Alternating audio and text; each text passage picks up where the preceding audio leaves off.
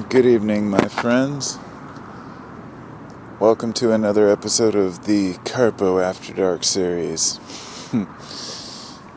I walked out in the front because it was a nice quiet place and it's not too cold. It's actually rather warm for here in Portland. And I prefer to make videos outside when I can, but it gets cold. I wanted to come out here and just make a quick video about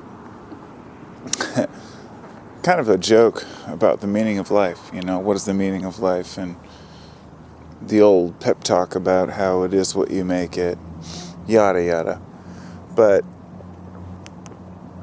as I was walking out, I decided, what I was really thinking about is how when I grew up,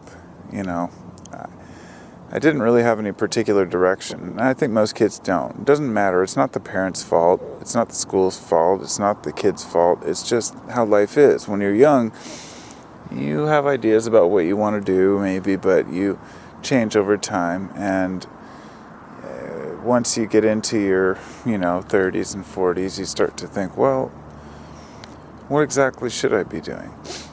And not everyone thinks that. And some people... I thought about it when I was much younger, but it wasn't until recent years when I really started to kind of not wonder what I should be doing, but be grateful for what I actually have and realize how far I've come in my own personal life.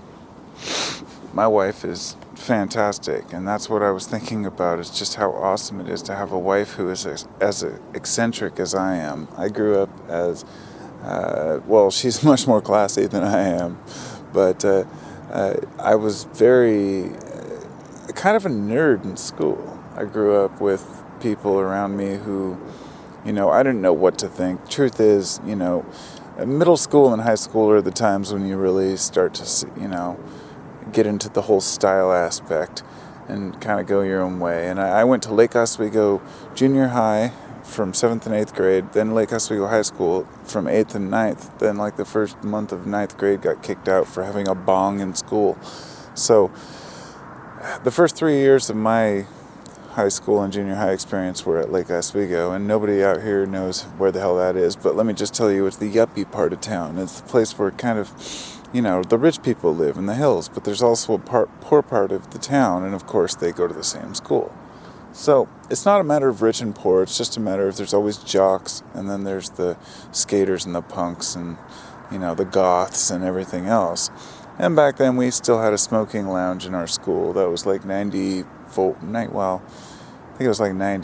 91. But eventually I got kicked out, went to an alternative school, and then went to another alternative school, and ended up getting much better grades there. But,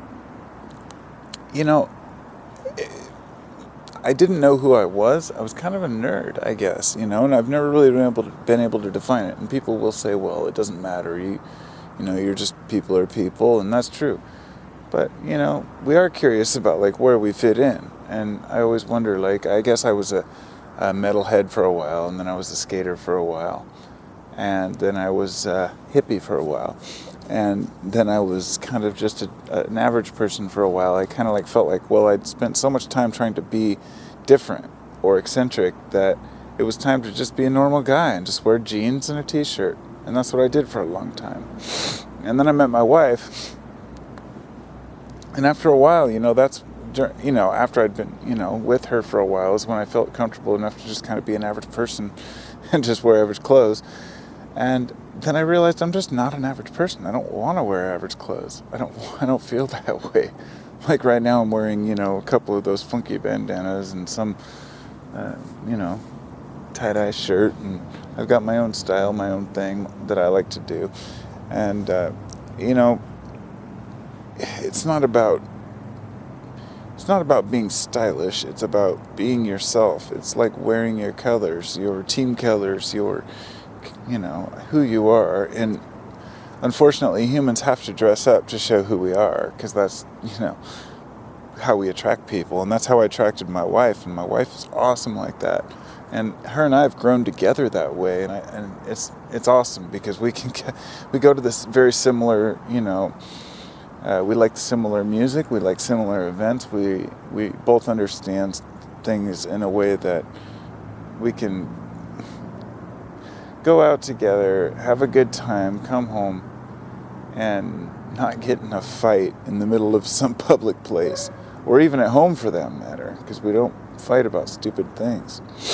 If we have an argument, it's small, and we get it over with quickly. So I guess, I don't even really like talking about that, only because I realize that there's so many people out there who have hateful relationships with their husbands or wives, boyfriends or girlfriends. And I just feel really sorry for people who have to deal with that kind of bullshit from people. I mean,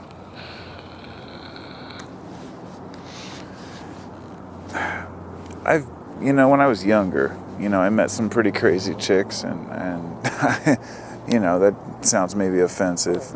Crazy girls, I guess. And I was a crazy guy, I suppose. But, I didn't realize till I was older how much of a bad rap guys get for being who we are. Just, it's almost like the by default racism that happens from, say, years of, and I'm not saying that that's racism. I'm comparing it to racism in the way that if a certain group is oppressed for a long time, then they may strike back and have kind of a reverse racism. And I feel like since men have oppressed women for so long, a lot of women are very strongly opposed to men now, and of course that's the wave of feminism that everybody's so wrapped up. And getting wrapped up in feminism, and that's to each his own. I'm just, my wife and I don't get into that debate about male and female roles and gender roles and shit. It just seems so trivial. So you've got to get it through all of our skulls that men and women are different in some ways. We are both capable of many things, and we're both equally intelligent, but, we have bigger fish to fry than fighting amongst ourselves. But honestly, that's what humans do. We're insecure, not just as, as men and as women, as people. Whether we're insecure sexually, insecure financially, insecure with the car we drive or the house we live in, or what our neighbors or friends or family or parents or children think of us. All we can do is do the best that we can do, and try to be the best people we can be. Because the only thing that makes me happy in life is being a good person and trying to learn more about myself and my world. And every time I come out and share a video about these things, it's like really from the bottom of my heart that I know that will make other people happy too. Because it's not just some pipe dream where you just live in a fantasy land where, we just are who we are, and all you have to do is just think positive. It's not that easy. You just have to train yourself. And I'd like to see people grow and be stronger and be able to find their truth and find themselves. And so I hope you have a wonderful evening, and I will talk to you all soon. Take care now.